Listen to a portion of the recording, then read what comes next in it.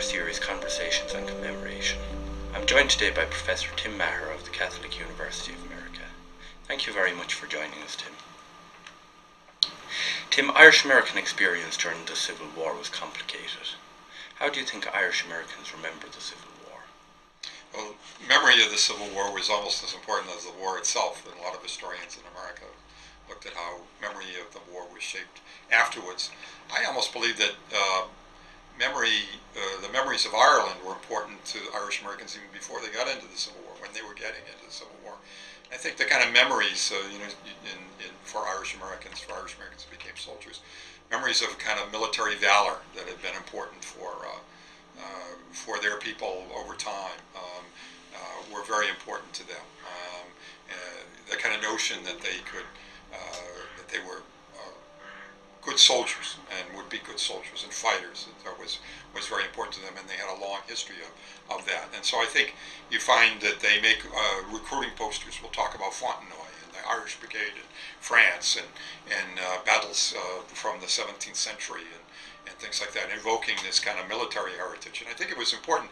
I think some people have argued that it really was about their interest in becoming, going back to Ireland and becoming Fenian soldiers and freeing Ireland, and that was important.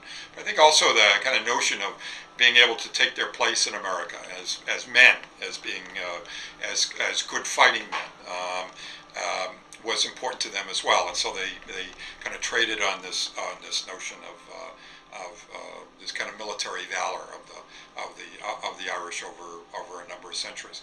After the war, as you said, the experience in the war was complicated. You had people on the northern side who were Irish Brigade, members of the Irish Brigade, or the Fighting 69th, or other regiments that weren't in the Irish Brigade, the 9th Massachusetts or the 69th Pennsylvania, which were all important, famous regiments. 69th Pennsylvania was at the Bloody Angle at Gettysburg when Pickett's charge hit the Cemetery Ridge, and so they were right in the center of that. So there was that. There was this kind of valor, the Fredericksburg charge of the Irish Brigade, all those kinds of things. On the other hand, there was the draft riots, not just in New York, major draft riots in New York in 1863 against the Union participation in the war, against the drafting of them as soldiers into the war, and also even in Boston there were draft riots in the north end of Boston. So you had this kind of mixed legacy coming out of the war, and it was important for, I think, northern Irish Americans, people who were in the Union side, to kind of think about how this is going to be remembered. This is a kind of complicated legacy. How do we remember it? And when you get to when the kind of Civil War memory is really being formed, especially in the 1880s or so, Irish Americans are working very hard. A guy named St. Clair Mulholland from Pennsylvania, in Philadelphia, Pennsylvania, is in particular working very hard to kind of craft an Irish American memory that fits the new realities of a post-Civil War America. And so the emphasis on the kind of valor at Gettysburg and Fredericksburg, building monuments. One of the kind of signal moments here is building the monument of Father Corby, who was the priest from Notre Dame who gives absolution to the Irish Brigade before they charge at the wheat field. And that becomes a moment when they are kind of codifying or creating a memory, shaping the memory of their experience in the war. And what's interesting there is that Irish Americans had been seriously divided in the North over slavery, the slavery issue, as to whether there was a good thing to abolish slavery or not. But when you get into the 1880s, they are now talking to themselves as opposed to slavery, and that all along they were opposed to slavery. And so, the memory is a way of kind of glossing over some of those earlier messy kind of complications and giving us an image that isn't untrue. I mean, Irish American soldiers, Gettysburg, the Irish Brigade gets severely mauled, beat up, but bravely fights and also at Fredericksburg and all sorts of other places. There are lots of Irish American, real, true heroes, some forgotten, I think, in the Civil War. But they moved to the forefront in all that kind of messy business of draft riots and people who might not be all that interested, or might be feel still kind of connected to the Democratic Party in the South. They get kind of pushed to the side.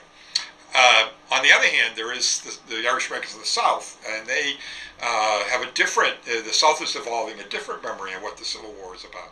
It's called the myth of the lost cause. That we were valiant. They're probably the greatest popular expression of it is the movie Gone with the Wind.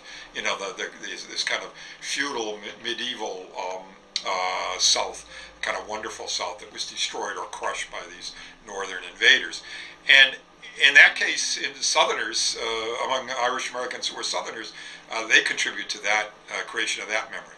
There's a priest named Abram Ryan who writes some of the most popular poetry for the lost cause about Confederate soldiers, about Robert E. Lee, about all the kind of Confederate heroes. At the same time, he's writing poetry and articles about the Fenians and about Irish American nationalism and the South, identifying the South as a kind of similar in some ways as a kind of poor pre-modern kind of society with all the kind of wonders of that kind of society crushed by this modern invader, just as Ireland is crushed by this modern British invader. The South is crushed by the Union, and so there are different kinds of memory in the two different sections, and people draw on different aspects of their experience in order to kind of create those kinds of memories. We're talking about the Civil War, but with new generations of Irish Americans, what public memories are important to this new generation?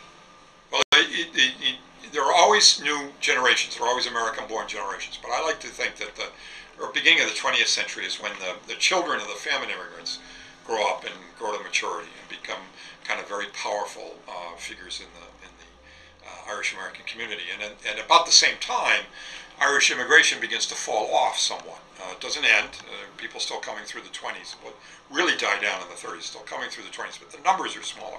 And so this new American-born generation is kind of becomes very important in kind of determining or dominating the Irish American community.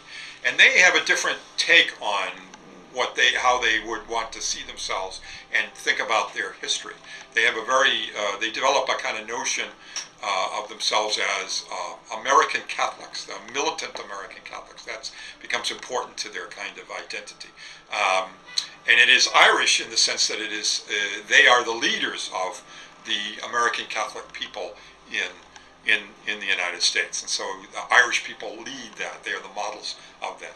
And so when they go back and when they are developing a kind of history, a kind of memory for that new identity, they look to examples in America of people who are Americans of Irish background and people who are also Catholics that were kind of devout Catholics or devoted to the church, and those become the kind of important figures in their memory, as opposed to, say, Irish Republican figures from Ireland and Wolfe Tone or Robert Emmet or things like that. They look for those kinds of figures within the American history, or even in Irish history, that emphasize a kind of Catholic identity. So they begin to remember them, to talk about them.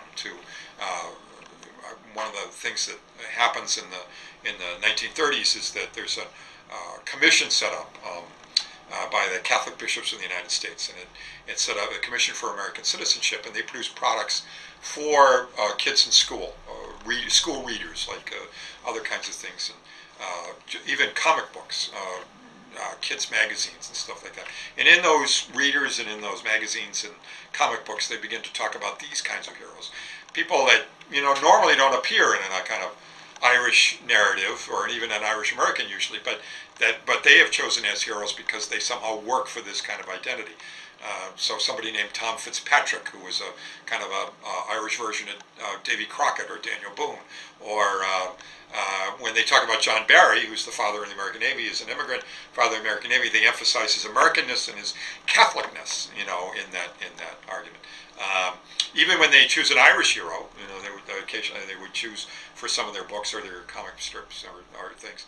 They would choose somebody like Daniel O'Connell and talk about him not as a kind of Irish nationalist hero, but as a champion of the church. And so in that way, they were creating this kind of memory that supported their kind of American patriotism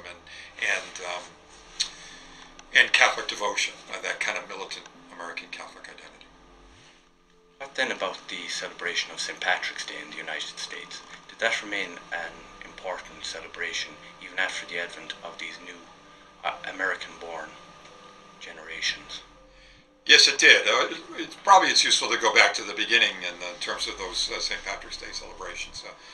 We know that there were parades of British soldiers in the 18th century, but they really start to take off in the 1840s and 1850s, and they really are in some ways an American invention, the St. Patrick's Day parade. Although there are examples in Ireland of the Dublin Castle parades and military parades, etc.